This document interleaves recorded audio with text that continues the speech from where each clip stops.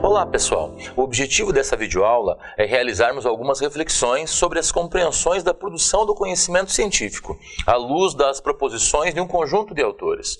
Nossa base de argumentação está colocada nas discussões estabelecidas por Paul Feyerabend no livro Contra o Método, em Jacques Lévy e Michel Luceau em Dicionário da Geografia dos Espaços da Sociedade, Edgar Morin no livro Ciência com Consciência, em Karl Popper no livro Conjecturas e Refutações e em Alain Sokal e Jean Bricmont no livro Imposturas Intelectuais, o abuso da ciência pelos filósofos pós-modernos. No Dicionário de Geografia dos Espaços da Sociedade, Jacques Lévy e Michel Luceau conceituam o conhecimento científico como um tipo de conhecimento que busca a coerência tanto de seus enunciados quanto de sua relação ao empírico. Estas duas demandas seriam respaldadas a partir de dois caminhos, uma referente à coletividade dos pesquisadores e outra ao batimento cotidiano destas mesmas proposições nos processos de transformação do real. Para os autores, os elementos que diferenciariam o conhecimento científico de outras formas de conhecimento seriam referentes à própria relação entre discurso científico e objeto. As buscas de definição e explicação do objeto seriam feitos pela ciência, não apenas pela produção de conceitos, mas também na corroboração dos enunciados, e como visto em suas palavras, referente às provas de verdade e da pertinência desses enunciados. Os autores trazem à discussão um conjunto de elementos relativos ao conhecimento científico, como a produção do enunciado e sua relação ao empírico, o respaldo do enunciado frente à comunidade científica e a sua capacidade explicativa, e, finalmente, a relação entre enunciado e objeto como a própria essência da ciência. Portanto, o objetivo geral desta videoaula é construir um diálogo dos elementos acima expostos com as proposições sobre ciência presentes nos autores Paul Feyerabend, Edgar Morin, Karl Popper e em Alain Sokal e Jean Bricmont. Estruturamos esse momento enquanto um aprofundamento da disciplina de Conhecimento Geográfico 1, buscando fazer, de certa forma, uma reflexão linear, elegendo argumentos e contra-argumentos dos autores, desde o Círculo de Viena e, mais especificamente, a partir de seu mais lembrado integrante, Karl Popper, até as discussões realizadas por Edgar Morin. O Círculo de Viena, formado por cientistas, lógicos e matemáticos, tinha por elemento comum a aversão pelo árbitro da filosofia e da metafísica. A principal questão ou objetivo que guiava suas reflexões era a busca pela demarcação do que era e do que não era o conhecimento científico. Sua principal pergunta era: o que é ciência? Assim, respondemos esta questão a partir destas leituras. Em meio às disputas entre o empirismo, localizado em autores como Bacon e Locke, a partir de uma escola britânica, e o racionalismo, defendido por pensadores como Descartes e Spinoza, em uma escola continental, é que se localiza a crítica de Popper em relação à ciência e à produção do conhecimento científico. Para a primeira escola, dominante na Inglaterra, Europa e Estados Unidos da América, o conhecimento teria nascimento na observação. Em contraste, a segunda escola, que estaria sendo distorcida pelas várias formas de irracionalismo moderno, onde o conhecimento nasceria da intuição de ideias claras e distintas, ou seja, na criação racional de enunciados científicos. Para Karl Popper, haveria muitas fontes de conhecimento, porém, nenhuma delas possuidora de autoridade. Desta forma, não atestaríamos a validade de um enunciado procurando suas origens, mas fazendo uma análise criteriosa desse enunciado. O fundamental seria a coerência entre teoria e observação, fortalecendo assim aquilo que propõe Lévy e Luceau. Não haveria um critério de verdade, mas sim critérios, no plural, de reconhecimento dos erros e falsidade dos enunciados. Outra questão que Karl Popper se debruça está relacionada aos critérios de classificação de um conhecimento como científico. Para ele, o principal critério que definiria a cientificidade de uma teoria seria a sua capacidade de testagem ou refutação. O entendimento da refutabilidade não estava relacionado isoladamente ao significado, à veracidade ou à aceitabilidade do enunciado escolhido para a testagem. Sua principal característica seria referente à possibilidade de um conceito ter potencialmente a capacidade de entrar em conflito com observações. Como visto em suas palavras, As afirmações que podem recair no campo da ciência são aquelas verificáveis por afirmações derivadas da observação. Elas coincidem ainda com a categoria que compreende todas as assertivas, genuínas ou significativas. Há uma coincidência da verificabilidade do significado e do caráter científico. Permanecendo com este autor, a teoria científica não nasceria da sobreposição de observações, mas de uma invenção, uma conjectura, nas palavras de Popper. Invenção esta, potencialmente testável e irrefutável. Esta invenção nasce da crítica ao mito e da busca de explicação do mundo a partir de leis e teorias coerentes e testáveis. O método científico e o critério que estabeleceria determinado conhecimento como científico seria a existência da tríade conjectura, refutação e conclusão. O conhecimento científico teria por elemento caracterizador não apenas a existência de coerência do enunciado, como vistos em Levi e Rousseau, mas, além disso, a possibilidade de refutabilidade do enunciado. A pertinência deste frente ao real seria a sua capacidade explicativa. As realidades empíricas seriam a própria ferramenta de testagem das teorias. Para Popper, a teoria não seria validada a partir da coletividade dos pesquisadores, muito menos a partir da valorização das proposições frente ao real, mas na sua capacidade de ser contestada e questionada. A ciência, para o autor, não teria por função produzir provas de verdade, pois esta verdade, mesmo que existisse, nunca seria alcançável. A principal atividade para o autor seria, na crítica ao mito, construir um sistema explicativo e irrefutável de fenômenos. Estes três modelos de origem do conhecimento científico, na indução, na razão e na conjectura, frente ao mito, demonstram o ambiente conflituoso, que é o combustível do desenvolvimento científico. Neste bojo de discussão, Paul Feyerabend afirma que a história, e poderíamos falar na própria existência do real, é sempre mais rica que qualquer modelo pretende abarcar. Esta história estaria repleta de exemplos e de acidentes. Sobre esta afirmação, o autor propõe que a utilização de uma única metodologia eleita, com suas regras ingênuas e simplistas, não seria capaz de abarcar as interações dos fenômenos do real. Só teria a participação bem-sucedida no jogo científico aquele que soubesse adotar as diretrizes que o momento demandasse.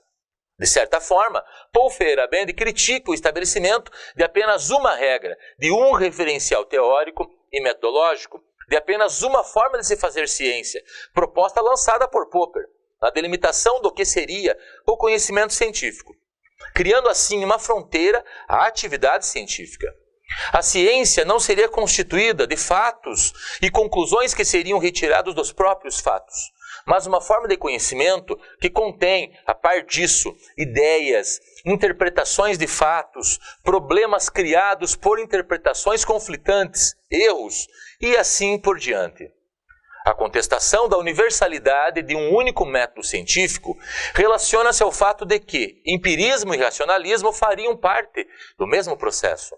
Segundo Paul Feyerabend, a criação de um objeto e a compreensão deste mesmo objeto a partir da construção de um enunciado não seriam duas formas de produção do conhecimento científico, mas partes de um processo indivisível. Portanto, seria para ele a empiria que demandaria a teoria e não o inverso. Nesta medida, sua afirmação é a de que tudo vale. Alan Sokal e Jean Bricmont concordam com Paul Feyerabend de que qualquer codificação geral teria limitações. Suas críticas são orientadas às infelizes palavras "tudo vale" de Paul Feyerabend, entendidas pelos autores como "qualquer coisa serve". Como visto por Sokal e Bricmont, Paul Feyerabend em 93 se defende desta acusação. Continua a afirmar que não existe uma racionalidade global, mas propõe que não deveríamos operar sem regras nem critérios. A proposta de Paul Feyerabend é em favor do procedimento contra-indutivo. Este caminho seria a elaboração e a introdução de hipóteses que não se ajustassem às teorias ou fatos bem afirmados. O pesquisador deveria introduzir tanto alternativas incompatíveis quanto novas concepções, trilhando a adoção de metodologias plurais. A principal tarefa do pesquisador seria tornar forte o argumento fraco. Sua crítica não é especificamente ao empirismo ou ao racionalismo. Como visto, o empirismo propõe que os sentidos seriam o melhor espelho do mundo que o pensamento. De forma contrária, o racionalismo ofereceria o cultivo do argumento frente à incerteza dos sentidos. O autor aceita o fato de que estes argumentos poderiam ser verdadeiros, contudo, deveriam ser testados de tempos em tempos. Como já dito, Paul Feyerabend é objeto de críticas vindas de Alan Sokal e Jean Bricmont. A construção do trabalho dos autores não é objetivamente fazer uma crítica a Paul Feyerabend, ou especificamente a produção de algum autor em específico, mas demonstrar o abuso de terminologias científicas feitas por teóricos respeitados dos círculos intelectuais, como Jacques Lacan, Júlia Kristeva, Luce Irigaray, Bruno Latour, Jean Baudrillard, Gilles Deleuze e Félix Guattari.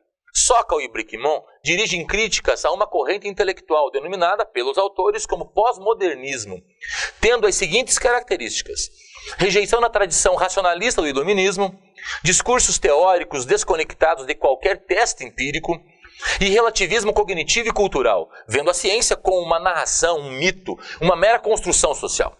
O teor da crítica não está direcionado especificamente ao pós-modernismo, mas aos abusos constantes da utilização de terminologias da física e da matemática, às discussões relacionadas a alguns teóricos tidos como pós-modernos nas ciências sociais.